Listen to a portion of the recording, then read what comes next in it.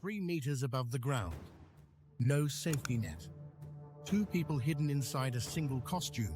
One wrong step, and they both fall. Most people watching this moment assume they're seeing an ancient Chinese tradition, unchanged for 1,000 years. They're wrong. What you're watching right now, that gravity-defying leap, that precision, that spectacle, was perfected here in Malaysia. And that's just one of the things about this story that will completely change how you see lion dance forever. I'm Vision, and this is World Trip, where we go beyond the postcard and into the soul of Malaysia. If you're new here, welcome. Hit subscribe. I promise every video we make is worth your time. Today, we're telling the full story of the lion dance.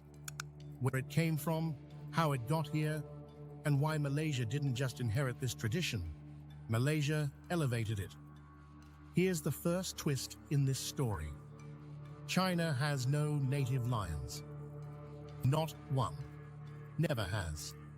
And yet for over 1,000 years, the lion has been one of the most powerful symbols in Chinese culture, roaring through temples, standing guard outside palaces, and dancing through the streets every Lunar New Year. So how did that happen? During the Han Dynasty, around 200 BCE, Chinese emperors were receiving gifts from Central Asian and Persian envoys along the Silk Road. Among those gifts, 5 lions, animals that no one in China had ever seen before. A civilization that had never encountered such a creature, the lion was immediately exotic, powerful, mysterious, almost mythological. At the same time, Buddhism was spreading into China, and in Buddhist iconography, lions represented strength, wisdom, and divine protection. Stone guardian lions began appearing outside temples and palaces. The lion wasn't just an animal anymore. It was a spiritual force. By the Tang Dynasty, imperial records describe organized lion performances at royal banquets and court celebrations. These were structured ceremonial displays, symbols of power. Yet the acrobatic spectacle we know today, but the foundation had been laid. And then folklore added its final ingredient. Stories like the legend of Nia, a monster driven away by loud noises, and the color red fused into the lion tradition. The lion became a protector, a ritual weapon against chaos and misfortune. By this point, the lion was no longer foreign. It had become cultural armor.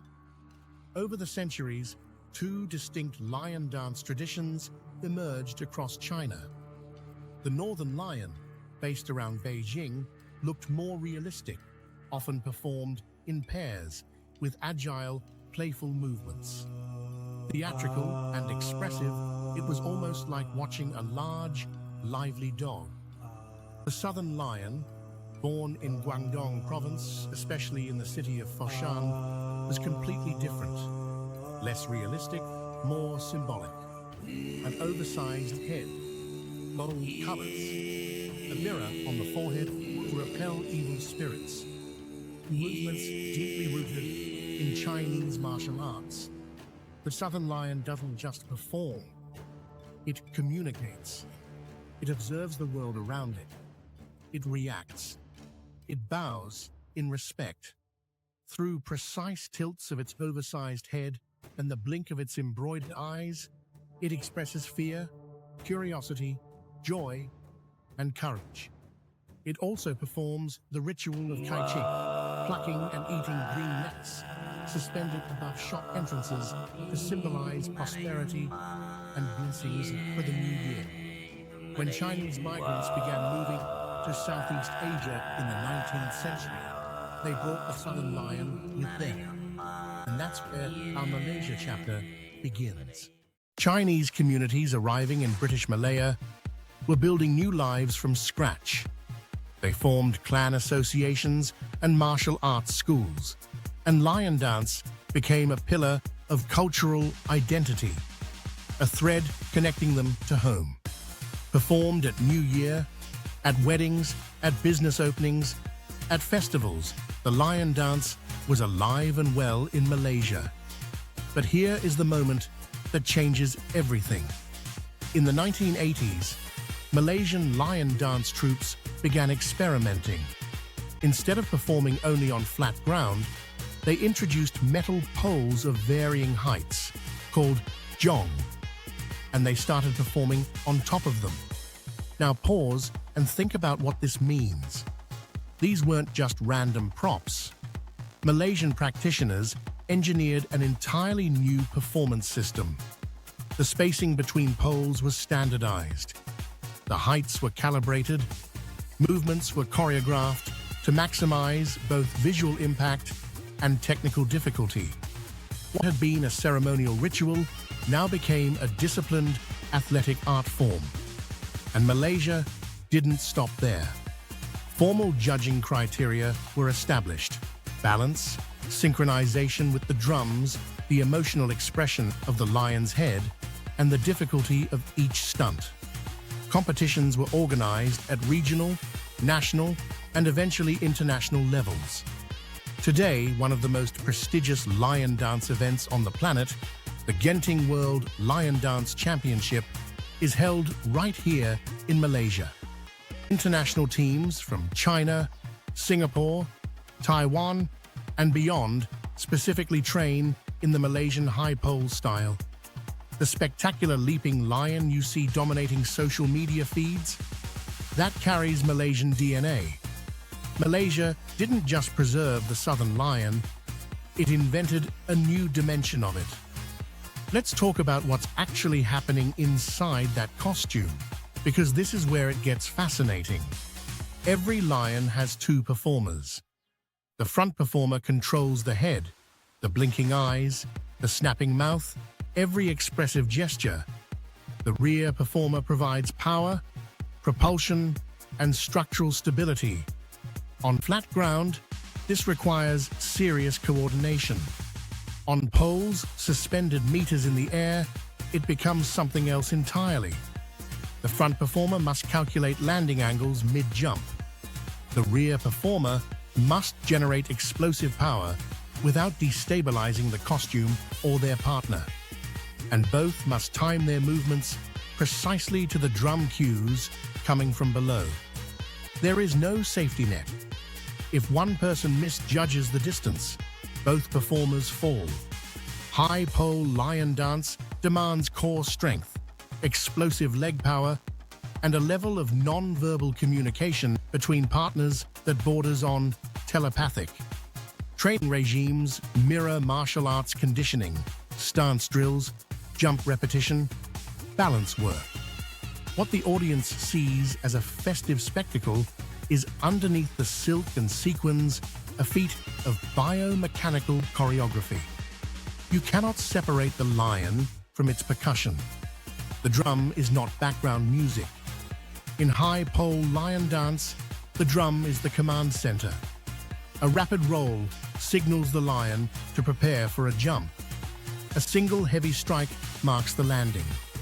A deliberate pause before a difficult sequence creates tension that the entire crowd feels. The drummer effectively conducts the lion. In many Malaysian troupes, the most experienced member takes the drum, not just because of rhythm, but because rhythm controls the entire emotional narrative of the performance. Without the drum, the lion is silent. With the drum, it breathes. Here's what makes Malaysia's role in this story so unique. Lion dance in Malaysia has always existed within a broader multicultural landscape, alongside Malay kompang performances, Indian classical dance, and the indigenous traditions of Sabah and Sarawak. Rather than being isolated, lion dance in this environment was given space to breathe, adapt, and grow.